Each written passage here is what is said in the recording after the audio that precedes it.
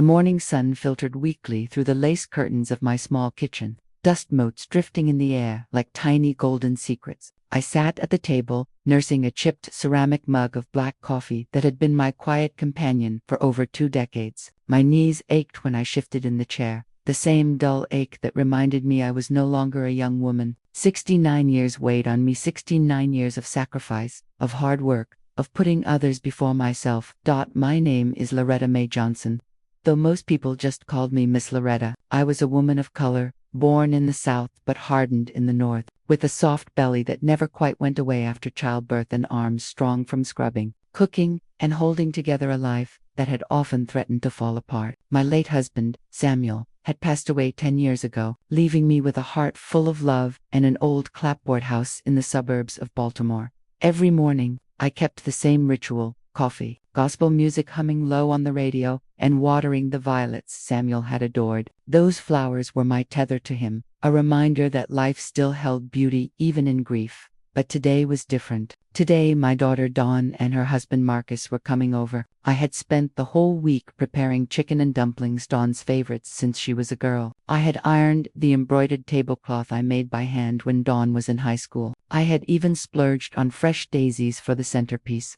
Though my fixed income barely allowed such luxuries, I wanted everything perfect, because deep down, I still believed naively that maybe, just maybe, we could recover what we had lost between us. When Dawn arrived, my heart leaped despite myself. She was 35 now, tall and elegant, her skin glowing, her hair styled into a neat bun that gave her a polished, professional look. She wore a green dress I had bought her 2 Christmases ago, but instead of a smile, her lips were pressed into a thin, unreadable line. Behind her, Marcus strode in, as though he owned the place, broad-shouldered, arrogant, with that lazy swagger I'd come to despise. He didn't greet me, didn't even glance in my direction. He headed straight to Samuel's old armchair, the chair my husband had cherished, and slumped down. Pulling out his phone, I forced a smile. "Good afternoon, baby. I made your favorite mom," Dawn said, her voice clipped, distant. She didn't sit down at the table, though the steam from the dumplings rose invitingly. "We need to talk." Something inside me tightened. Her tone wasn't that of a daughter speaking to her mother. It was businesslike, cold, almost rehearsed. "What is it, sweetheart?" I asked, trying to keep my voice steady. Marcus didn't lift his eyes from his phone as Dawn spoke. "This house is too big for you. You can't maintain it alone anymore. Marcus and I have been looking at retirement communities. There's a wonderful place with activities for seniors, people your age. We think it's time." I blinked, stunned. "This is my home, Dawn. The home where you grew up, where your father and I," my throat tightened, "where he died, holding my hand. Memories live in the heart, Mama, not in walls," she interrupted. "The community will be better for you. You'll have company. You won't be alone anymore." Marcus smirked, then, finally lifting his head, "It's for the best. Mrs. Johnson will handle all the paperwork." His smile was slick, practiced, the kind of smile a salesman wears when he's already counted your money. The air seemed to vanish from the room. My chest constricted. My daughter, the child for whom I had worked nights, scrubbing office floors, sold pound cakes on Saturdays, stitched clothes by hand just to pay tuition, was now trying to take from me the one thing I had left. The house wasn't just wood and nails. It was Samuel's laughter echoing in the hall, Dawn's first steps across the living room rug, my mother's quilt folded neatly on the guest bed. Every corner whispered a memory. Every photograph on the wall told a story. "Why are you doing this?" My voice broke despite my efforts. "Because I love you," Dawn replied flatly, "and I want what's best for you." Love, that word cut deeper than a knife. I looked from my daughter's stone face to Marcus's smug grin. Something in me began to crack, not just from grief, but from humiliation. I wouldn't cry, not in front of them. "I need time to think," I whispered. Marcus leaned forward, elbows on his knees. "Take all the time you need, ma'am. But don't take too long. We're making plans, and this place, well, will suit us better once you're settled somewhere else." He was already measuring the room with his greedy eyes. The rest of the evening blurred into a nightmare. They didn't eat. They didn't stay to talk. They left with the ease of people who had already moved on. When the door shut behind them, I collapsed into Samuel's chair. For the first time in years, I wept openly. The girl who once clung to my skirts and called me her hero was gone. In her place stood a woman who looked at me like a burden, but even as I wept, A strange spark flickered inside me. Something Samuel used to say came back to me. Loretta, never let anyone write your ending for you. That night, in the silence of my nearly empty home, I swore, if Dawn and Marcus thought they could strip me of my dignity, they were in for a surprise. The battle for my home and for my soul had just begun.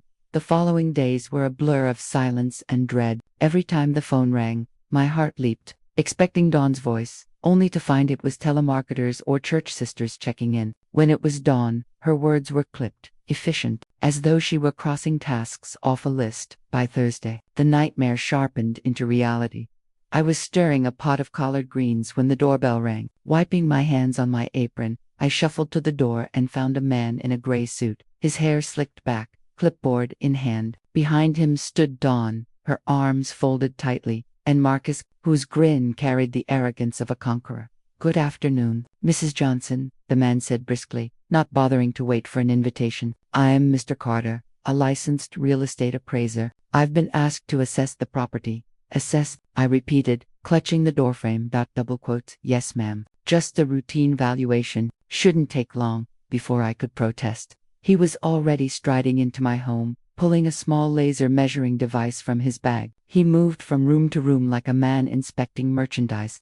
Not a home full of memories. Dawn avoided my eyes, her gaze fixed on the floor. Marcus trailed behind the appraiser, making little comments about renovations and potential. My blood ran cold. They weren't just planning, they were already acting. In the kitchen, Mr. Carter ran his hand over the countertop. "Old, but sturdy. Could use an upgrade." I bristled. "This countertop has held Sunday dinners, birthday cakes, Thanksgiving turkeys." He scribbled something on his pad, unmoved. Marcus chuckled. "Don't worry, Loretta. Change is good." The words tasted like poison in my ears. After nearly an hour, the appraiser finished, thanked Dawn and Marcus, and left. My daughter finally spoke. "Mom, please don't make this harder than it has to be. This house is too much for you." "Too much?" My voice trembled with fury. "Dawn Marie, I scrubbed floors at midnight so you could have a college education. I sold cakes at church bazaars to keep the lights on. Your father worked 2 jobs until his back gave out. And now you're telling me the very house that sheltered you is too much for me." Her eyes flickered, just for a moment, with something shame, doubt. But then Marcus slipped his arm around her shoulders, squeezing firmly.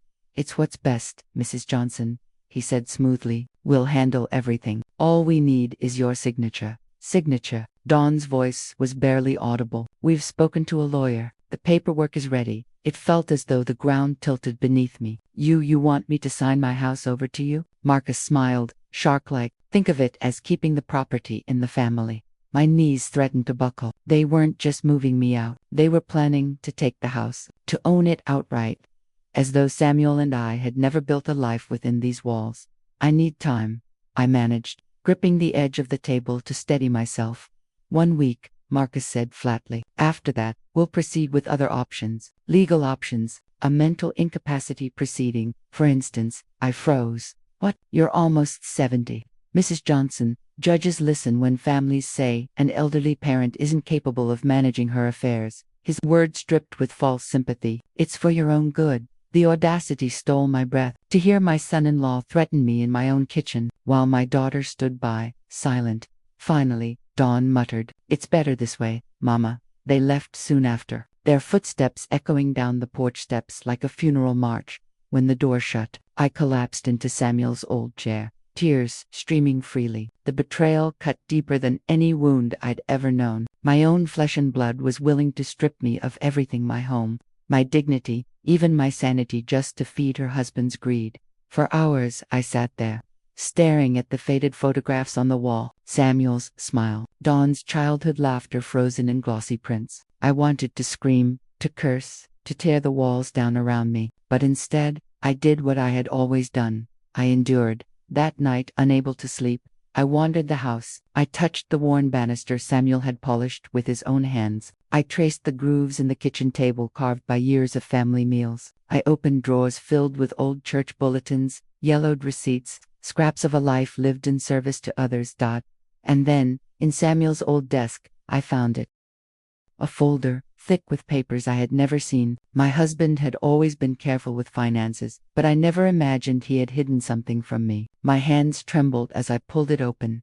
Inside were deeds, stock certificates, bank statements, property records. My eyes widened. Samuel had invested, quietly, steadily, for decades. Small properties bought when prices were low, stocks purchased in companies that had since skyrocketed in value. He had built a fortune, a silent empire, without ever saying a word. At the very back of the folder was a letter, written in his familiar, looping hand. My dearest Loretta, if you are reading this, I am no longer with you. I wanted you to know that you are not alone. Everything I worked for you. You are the sole heir to all I have. Dawn will receive only if she treats you with love and respect. Trust yourself, my love. Defend yourself if you must, and know that I will love you for all eternity. Your Samuel. Tears blurred the ink as I clutched the letter to my chest. For the first time in months, my sobs were not of despair, but of relief, of gratitude. Samuel had not left me defenseless. When Dawn and Marcus came back, I would not be the fragile, broken woman they thought they could manipulate. I would be the wife Samuel had loved, the mother who had sacrificed everything. And the woman who refused to be erased. Morning light spilled across the dining table, scattering through the lace curtains like fragments of stained glass. I sat there with Samuel's letter spread out before me, the words etched into my mind as though they had been carved into stone. Every line carried his voice, his steady presence, his unwavering belief in me. But it wasn't just comfort, it was ammunition. I reread the deeds and bank statements, my fingers tracing the embossed seals. Properties across town, an apartment complex 2 blocks from the church, even a parcel of land by the river. Samuel had been deliberate, meticulous. He had left me not only wealth, but leverage. Yet the thought that chilled me most was not Marcus's threats, it was Dawn's silence. My daughter had once run to me after nightmares, crawled into my bed whispering, "Mama, don't let go." And now, she stood in my kitchen, letting a man put words in her mouth, threatening to declare me insane. The betrayal was heavier than any chain. Still, as I sipped my morning coffee, a strange calm settled over me. They thought I was weak, powerless, too old to fight. But I had a weapon they knew nothing about, and I would not waste it. That afternoon, I walked to the apartment complex Samuel had bought years ago. The red brick building looked tired, its paint chipped, the stair rails rusting. Children's laughter echoed from the courtyard. Women leaned out of windows, calling their kids in for lunch. Inside the leasing office, a young woman with braids greeted me. "Can I help you, ma'am?" "Yes," I said, straightening my back. "I'm Loretta Johnson. I believe this property belongs to me." She blinked, then shuffled papers nervously. "Oh, Mrs. Johnson, of course. We've been sending rent checks to a P.O. box in your name for years." My heart skipped. Rent checks. For years. Money I'd never touched, never even knew existed. Could I see the records? She handed me a file. As I flipped through, I nearly gasped. Every tenant, every payment, carefully logged. The totals at the bottom of each year ran into tens of thousands. I whispered under my breath, "Samuel, you clever man." The young woman looked puzzled, but I smiled, closing the folder. "Thank you, darling. You'll be hearing from me soon." Walking home, my resolve hardened. Marcus thought he could bulldoze me with legal threats. Dawn thought I would cave under pressure. They didn't realize that the house was just a piece of my inheritance. The true fortress lay in Samuel's careful planning. 2 nights later, Dawn appeared again. She didn't knock, just opened the door like she still lived here. Her eyes were tired, rimmed red, but her voice was sharp. "Marcus says you're stalling. Mama, he's drawn up the paperwork. We just need your signature." I set my teacup down deliberately. "And if I don't?" Her jaw tightened. "Then we'll file the petition." I studied her face, searching for the little girl I used to know. "Dawn Marie, look at me. Do I seem incompetent to you? Do I seem like I don't know my own name, my own house?" Her lips parted, then closed. She couldn't say it. "Marcus has you convinced I'm a burden," I continued softly. "But let me tell you something, Joel. Your father didn't raise me to be weak. He didn't spend his life sweating in factories just so his wife could be tossed out like yesterday's trash. Mama, no." My voice cracked like a whip. "You listen. Samuel left more than this house. He left investments, properties, money, and all of it is mine." Her eyes widened. "What? Oh, Marcus didn't tell you that part, did he?" I leaned forward, watching the shock ripple across her face. Your father was smarter than he ever let on. He made sure I would never need anyone's pity or their scraps. For the first time, Dawn looked uncertain, the mask slipping. I pressed on. If Marcus pushes me into court, I'll walk in with deeds, bank statements, tenants who pay me rent every month, and when the judge asks who's incompetent, it won't be me standing there looking like a fool. Tears welled in her eyes, but she shook her head. Marcus, he said this was best. I softened, just slightly. Best for who, baby? For you, for him, or for the man who wants to sell this house and pocket the profit? She turned away, covering her face with her hands. The next day, a thick envelope arrived in the mail, legal documents from Marcus's lawyer. I sat at the kitchen table, reading each line carefully. Words like transfer of ownership, power of attorney, petition for guardianship leaped off the page. I should have been terrified. Instead, I laughed, a deep belly laugh that startled even me. They truly believed I was cornered. But I wasn't the one about to lose everything. That night, I pulled out Samuel's letter again, whispering into the quiet house, "Don't worry, my love. They think they're writing my ending, but you and I we're just getting started."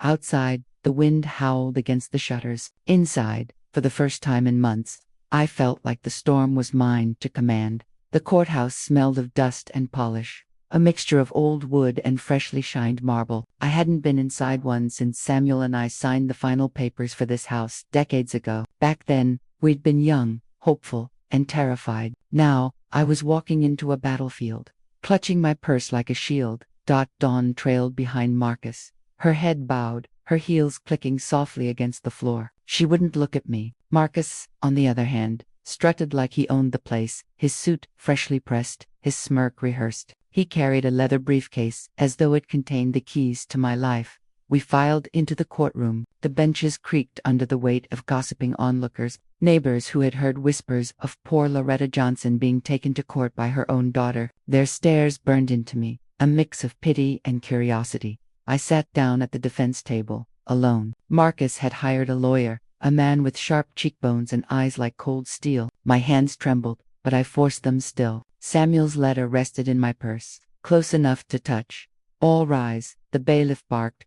Judge Harrington entered, his black robe flowing, his hair thinning but carefully combed. He was an older man, with eyes that scanned the room as if weighing every soul in it. When his gaze fell on me, something flickered. Recognition, surprise. He cleared his throat and took his seat. Case number 4782, petition for guardianship and transfer of property.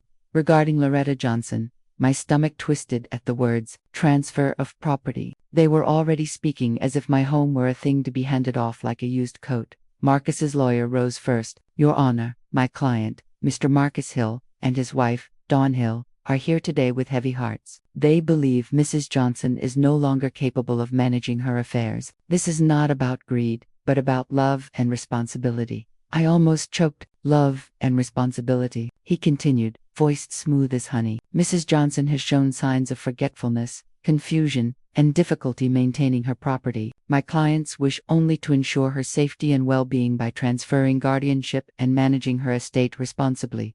Every word was a lie, polished and poisonous. The judge turned to me. "Mrs. Johnson, do you have representation?" I stood slowly, my knees aching but my back straight. "No, Your Honor, but I have my voice, and I aim to use it." A murmur rippled through the courtroom.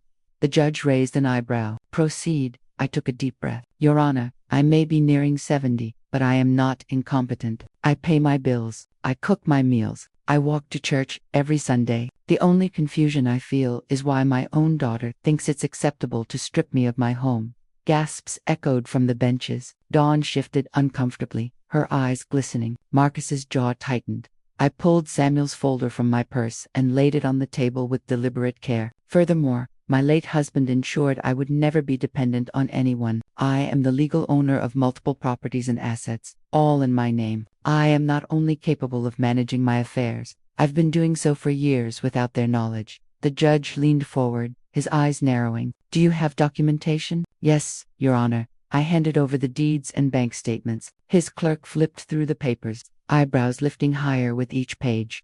Marcus's lawyer sputtered. "This is irrelevant." "No," the judge interrupted sharply. "This is highly relevant. It demonstrates Mrs. Johnson's ability to manage significant assets. For the first time, Marcus's confidence cracked. A bead of sweat glistened on his forehead. I pressed on, my voice steady. Your Honor, I believe my daughter has been misled, but her husband has been the architect of this scheme. He seeks to profit from property that does not belong to him. All eyes shifted to Marcus. His smirk faltered. The judge turned to Dawn. Mrs. Hill, is this true? Were you aware of your mother's holdings? She hesitated, biting her lip. Marcus said Mama was struggling. He said we had to help her. Help, I snapped, unable to hold back. By declaring me insane, by stealing the roof over my head. That's not help, that's betrayal. Tears spilled down Dawn's cheeks. Marcus reached for her hand, but she pulled it back. The judge banged his gavel lightly. Enough. We will reconvene after I've had time to review these documents. Until then, no transfer of property will occur. Mrs. Johnson remains in full control of her affairs. The sound of that gavel was sweeter than any hymn. Relief surged through me, but I kept my expression calm, collected. The battle was far from over, but the tide had turned.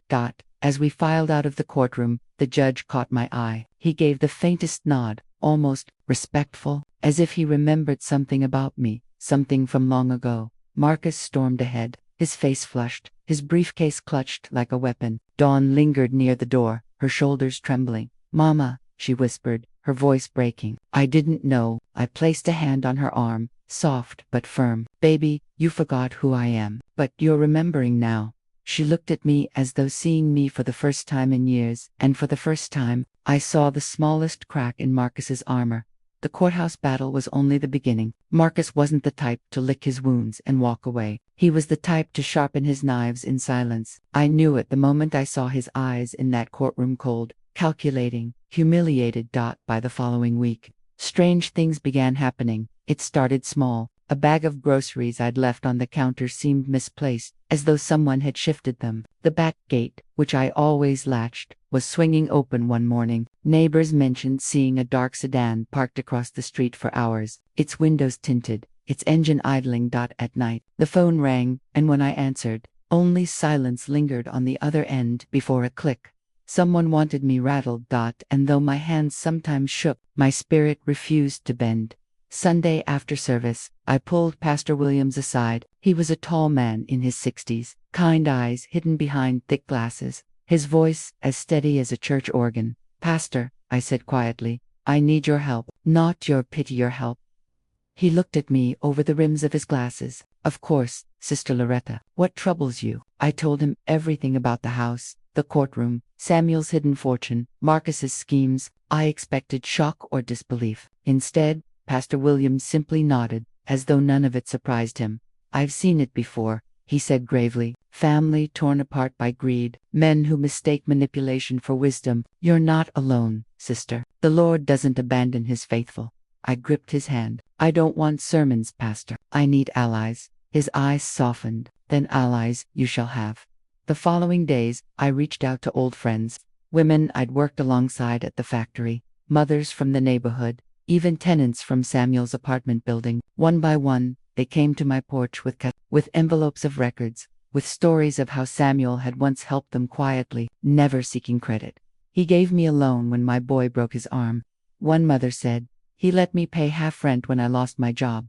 Another whispered, he fixed our furnace himself one winter. Didn't take a dime, said a tenant. Piece by piece, a mosaic of Samuel's legacy emerged, not just of money, but of kindness, respect, and trust, and with it, my backbone straightened. But Marcus wasn't idle. One afternoon, a social worker knocked on my door. She was polite, clipboard in hand, eyes scanning my living room like a hawk. Mrs. Johnson, we received reports that you may be struggling with self-care, forgetting things, leaving appliances on, becoming confused. My jaw tightened. Reports, lies. Marcus was trying to build a case. I smiled sweetly. Well, darling, you're welcome to look around. I cooked lunch for myself just this morning, balanced my checkbook yesterday, and I can tell you the names of every neighbor on this street. She blinked, thrown off. Would you be willing to undergo a short competency test? Bring it on. For 30 minutes, she asked me questions, dates, memory exercises, problem-solving tasks. I answered each one clear and sharp. By the end, she was the one flustered. apologizing for the intrusion. As she left, I saw Marcus's sedan creeping at the corner. He watched me with narrowed eyes. I raised my hand and waved, smiling as though we were the oldest of friends. His face twisted, and the car sped off. That night, Dawn called. Her voice was hesitant, thinner than I'd ever heard it. Mama, Marcus says you embarrassed him in court. He says you're dragging this out. I closed my eyes, the ache in my chest deepening. Dawn, Marie, listen to me. That man doesn't love you. He loves control. He wants my house, my money, and when that's gone, what will you have left? She was quiet for a long moment. He says, I won't understand, that you're lying. Child, has he ever let you make a decision on your own without twisting it to suit him? Her breath caught. I softened my tone. Baby, I still believe there's a part of you that knows right from wrong. Don't let him drown that out, she whispered.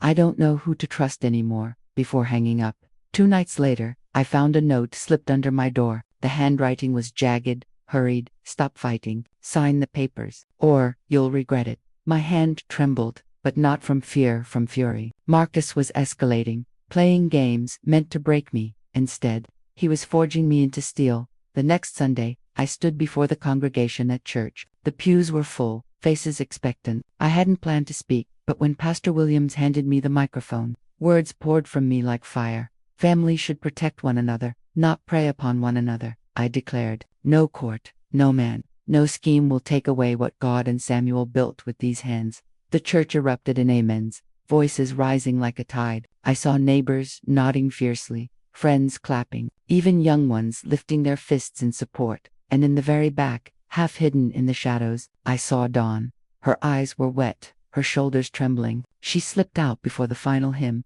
but not before our gazes locked. For the first time, I believed she might yet choose me over him. That evening, I placed Samuel's letter back in its envelope and whispered into the stillness of my living room. They want a war, Samuel. So a war they shall have. The wind rattled the windows, but I sat unmoved, a soldier preparing for battle. Marcus had underestimated me once. He wouldn't make that mistake again, and if he did, it would be his undoing. The calm that followed my speech at church didn't last. If anything, it provoked Marcus into showing his true claws. 3 days later, a headline blared across the local newspaper. Elderly widow facing mental decline. Family fears, exploitation of estate. My picture was plastered on the front page. One I hadn't even known was taking me watering Samuel's violets. My face caught mid-blink, making me look frail. Confused, the article quoted anonymous family sources who claimed I was forgetting appointments and hoarding dangerous medications. Lies, all of them. But in print, lies have a way of looking like truth. That afternoon, the phone rang non-stop. Some calls were kind neighbors checking in, old friends offering support. Others were cruel, strangers telling me to stop being greedy and let my daughter and her husband take care of me.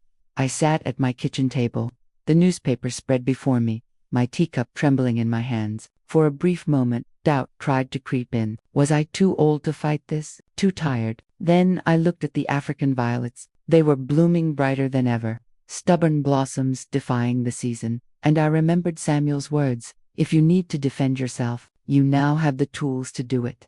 That evening, I called Victoria, my lawyer, sharp as a blade and twice as dangerous when cornered. They're trying to paint me as incompetent. I said.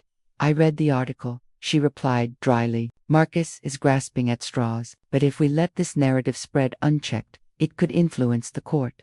So what do we do? Her voice hardened. We fight fire with fire. I'll file for an emergency hearing to prove your competence, but I'll need witnesses. People who can stand and testify that you are in full control of your faculties. I smiled, thinking of the congregation, of my neighbors, of every tenant Samuel had helped. Oh, I have witnesses. 2 days later, Marcus escalated again. A local news crew arrived unannounced at my doorstep, cameras rolling. Mrs. Johnson, the reporter called out as I stepped onto the porch. Is it true you've been hiding millions while your daughter struggles financially? I froze. The mention of Samuel's fortune, something I hadn't spoken of, publicly sent a chill down my spine. How had Marcus found out? Who told you that? I demanded. Doc, the reporter smirked. Your son-in-law claims he has documents proving it. Care to comment? In that moment, I understood. Marcus wasn't just trying to steal from me, he was trying to shame me. To twist Samuel's careful planning into something sinister. I steadied my voice. My husband worked hard his whole life, and what he left behind is his legacy. That's all I'll say. Now please, leave my property." Inside, my hands shook. Marcus knew more than I thought, and he wasn't afraid to use it. That night, Dawn appeared at my door. She looked exhausted, dark circles beneath her eyes, her hands trembling as she clutched her purse. "Mama," she whispered, "Marcus is saying, he's saying if I don't testify that you're losing your memory, he'll leave me. He'll take the baby." Her words pierced me deeper than any headline. I reached for her hands. "Dawn, baby, listen to me. If you stand with him, you'll lose far more than you'll lose yourself. And if he leaves you, then thank the Lord, because he was never a husband worth keeping." She cried quietly, her body shaking. For the first time in years, I pulled her into my arms. She clung to me like a child, whispering, "I don't know what to do." "You do," I told her softly. "You've just been too afraid to admit it." The next morning, we entered the courthouse again. The air was tense, electric with anticipation. Reporters lined the steps, flashing cameras, shouting questions. Inside, Marcus sat with his lawyer, smug as ever. His expensive suit couldn't hide the smug cruelty in his eyes. Dawn sat beside him, pale and trembling. Victoria leaned toward me. "Are you ready?" I straightened my back. I was born ready. The hearing began with Marcus's lawyer painting me as a frail old woman, incapable of handling finances or property. He presented fabricated medical notes, anonymous testimonies, even photos of my cluttered garage as supposed proof of declining mental health. The judge, a stern woman with silver hair, listened carefully but without comment. Then it was our turn. Victoria called neighbor after neighbor to the stand. The tenant who testified that I remembered every rent due date without fail. The church deacon who swore I managed the food drive finances with flawless accuracy. Even Pastor Williams, who declared, "This woman has more clarity and strength than most half her age." But the most powerful testimony came last. "Mrs. Dawn Foster," Victoria said firmly, "please take the stand." The room went still. Dawn's hands shook as she rose, glancing at Marcus. He gave her a cold, warning stare. For a long moment, she seemed frozen. Then she looked at me, and something shifted. She walked to the witness stand, her steps unsteady but determined. When asked whether I was mentally incompetent, she hesitated. Her voice cracked. "My mother is the sharpest, strongest woman I've ever known. If anyone told you otherwise, they lied." Gasps rippled through the courtroom. Marcus's face turned crimson. "You promised me," he hissed at her across the table. Dawn's eyes filled with tears. "And you promised to love me, but all you've done is control me." The silence that followed was heavy, suffocating. The judge leaned forward. "Thank you, Mrs. Foster. You may step down." When the hearing ended, the judge announced her ruling. The accusations of incompetence were baseless. I remained the rightful owner of all property, with full authority to manage Samuel's estate. Marcus erupted. "This is a conspiracy," he shouted, slamming his fist against the table. Security had to escort him out, his face twisted in rage. I didn't flinch, not this time, because I knew the tide had turned. And though the storm wasn't over, for the first time in years, I saw a light breaking through the clouds. For a brief moment, after the judge ruled in my favor, I thought the war was over. But Marcus was a man who only grew more dangerous when cornered. 2 weeks later, Dawn came to me again, her face pale, her hands trembling. She carried a thick envelope, stuffed with legal papers. "He filed for divorce," she whispered, "and he's asking for full custody of the baby once it's born." I snatched the envelope, scanning the words. My blood boiled. He wasn't just trying to rob me anymore. He was trying to steal my grandchild. "He can't do that," I said, but my voice shook. Dawn's eyes brimmed with tears. "He says I'm unstable, that I can't provide without him. He even told the court I've been manipulated by youth, that you're filling my head with lies." My fists clenched. That snake, Marcus, had lost the battle for my home. So now he was waging war on my daughter's soul. The custody hearing was set within the month. The community buzzed with rumors. Some whispered that Marcus was right, that Dawn was too fragile, too dependent. Others rallied to her defense, furious that a man could try to rip a child away before it had even drawn its first breath. Meanwhile, Marcus played the media like a fiddle. He painted himself as the concerned husband, willing to raise the child alone if need be. His interviews were slick, rehearsed, dripping with false sincerity. Every time I saw his smug face on TV, I wanted to throw a shoe at the screen. Victoria came over one evening with a folder of strategies. Marcus's play is bold, she said, but not unbeatable. Custody battles favor mothers, especially with unborn children, but he'll try to convince the judge that Dawn is too easily influenced by you and that you, Mrs. Johnson, are a destabilizing force. I frowned. So he'll use my strength against me. Exactly, Victoria said. He'll argue that your control over Dawn proves she can't make independent decisions. Dawn's head dropped into her hands. Maybe he's right. I've let him tell me what to do for so long. Maybe I don't know how to stand on my own. I reached across the table, taking her hands firmly. Baby girl, you stood up in that courtroom and told the truth when it mattered most. That was all you. Don't you dare forget it. The day of the custody hearing arrived with heavy rain. The courthouse steps were slick. Reporters huddled under umbrellas, cameras flashing despite the storm. Inside, the tension was suffocating.